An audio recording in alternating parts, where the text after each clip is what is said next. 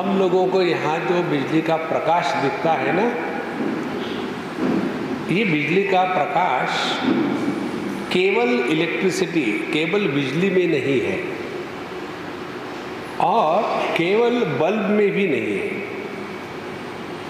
यदि बिजली हो घर में और बल्ब नहीं हो तो प्रकाश नहीं होगा।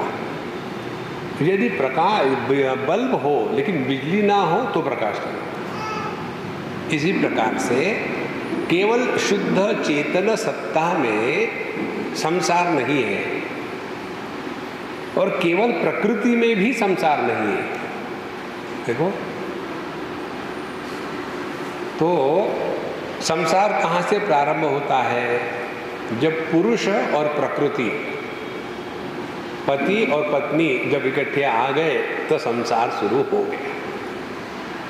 माने संसार के लिए दोनों की आवश्यकता है, पुरुष की भी आवश्यकता है, प्रकृति की भी आवश्यकता है।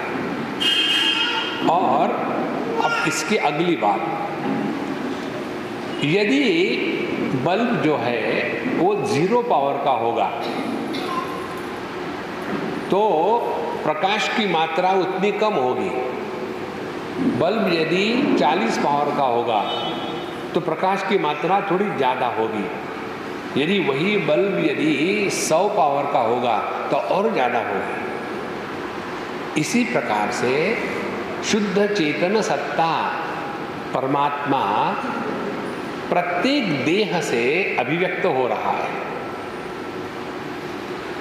यदि वो देह चींटी का रहे तो भी उसमें से जीवन अभिव्यक्त होता है। यदि वो देह सांप का रहे तो उसमें से भी जीवन अभिव्यक्त होता है। यदि वो देह गैया का रहे तो उसमें से भी अभिव्यक्त होता है।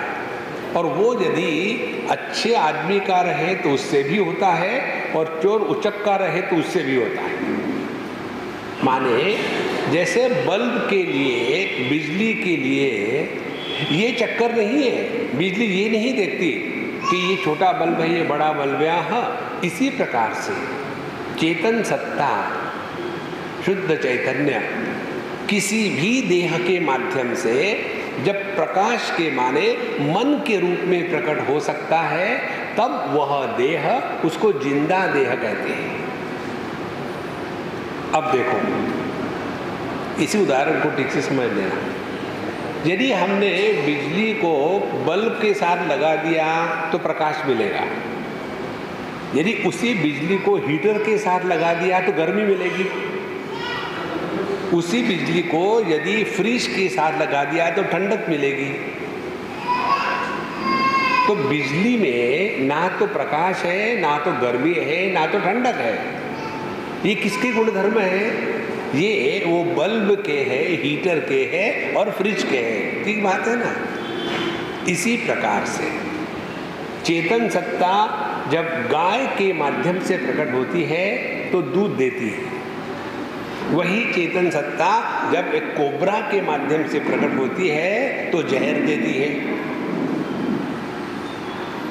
जो मरी हुई गाय है उसमें से ना तो दूध निकलेगा और जो मरा हुआ सांप है वो ना इसको काटेगा। इसको ठीक से समझ लेना, सिद्धांत पर हम पहुंच रहे। उसी प्रकार से एक ही चेतन सत्ता जब मनुष्य देह से, मैं आदमी हूँ, मैं पुरुष हूँ, तो वही चेतन सत्ता जब मेरे देह से प्रकट हो रही है तो पुरुष के जितने लक्षण है, दाढ़ी आना, ये अपने आप प्रकट हो रहे हैं। और वही चेतन सत्ता जब एक स्त्री के देह से प्रकट हो रही है तो उसमें स्त्री के जो गुणधर्म है वो अपने आप निकल रहे हैं। तो मेरा पुरुषत्व और इसका स्त्रीत्व, यह चेतन सत्ता में कोई भेद नहीं है। यह भेद है प्रकृति में। और इसीलिए साधना के जो पक्ष है उसमें दो बातें आती हैं। पहली बात, प्रकृति की तरफ ध्यान देना और ध्यान दे करके इस प्रकृति को जीत करके प्रकृति के परे चले जाना। ज्ञान के दो प्रयोजन होते हैं। पहला ज्ञान का प्रयोजन है किसी वस्तु को जान करके उसका त्याग कर देना। जैसे हमको ये ज्ञान है कि सिगरेट पीने से नुकसान होता है, ये ज्ञान है। अब ये ज्ञान होने के बाद उस ज्ञान का क्या तात्पर्य है? उस ज्ञान का तात्पर्य है कि आपको जब मालूम है सिगरेट पीने से नुकसान होता है तो सिगरेट को छोड़ो। उसी प्रकार से दूसरा ज्ञान है, यदि हम सुबह जल्दी उठ करके एकदम नहा धो करके थोड़ा बहुत व्यायाम योगा इत्यादि करके अपने को फ्रेश बना करके यदि ध्यान करें, प्रभु का चिंतन करें तो पूरा दिन अच्छा जाता है। तो ये भी ज्ञान है। तो ये ज्ञान जीवन में उतारने के लिए है। और पहला ज्ञान जो था सिगरेट पीने वाला, वो उसको जीवन से हटाने के लिए। माने तात्पर्य क्या निकला? ज्ञान के दो प्रयोजन हैं। एक प्रयोजन किसका त्याग करना, ये जब समझदारी से होता है तब वो त्याग टिकता है। और किसी को जीवन में उतारना, समझदारी से उतारो तो वो भी टिकता है। ना समझी से किसी वस्तु का त्याग कर दे तो आदमी को दुख होता है। जैसे जिनको डायबिटीज है उनको बताते हैं अभी मिठाई खाना बंद कर दो। जब वो मिठाई खाना बंद करते तो उनको बड़ा दुख होता है। और यदि किसी ने स्वयं हो करके अब मुझे मिठाई नहीं खानी है, स्वयं हो करके समझदारी से यदि इस मिठाई का त्याग कर दिया तो उसको दुख नहीं होगा। देखो संतों, इसी प्रकार से अपने व्यक्तित्व में दो बातें हैं। एक है चैतन्य और दूसरी है प्रकृति। इसने प्रकृति के बारे में जान करके उसका त्याग करना है और चैतन्य को पहचान करके उसमें निष्ठा करनी है। दो बातें। अब जिस वस्तु को हम जान करके त्याग देते हैं उसका स्वरूप भिन्न है।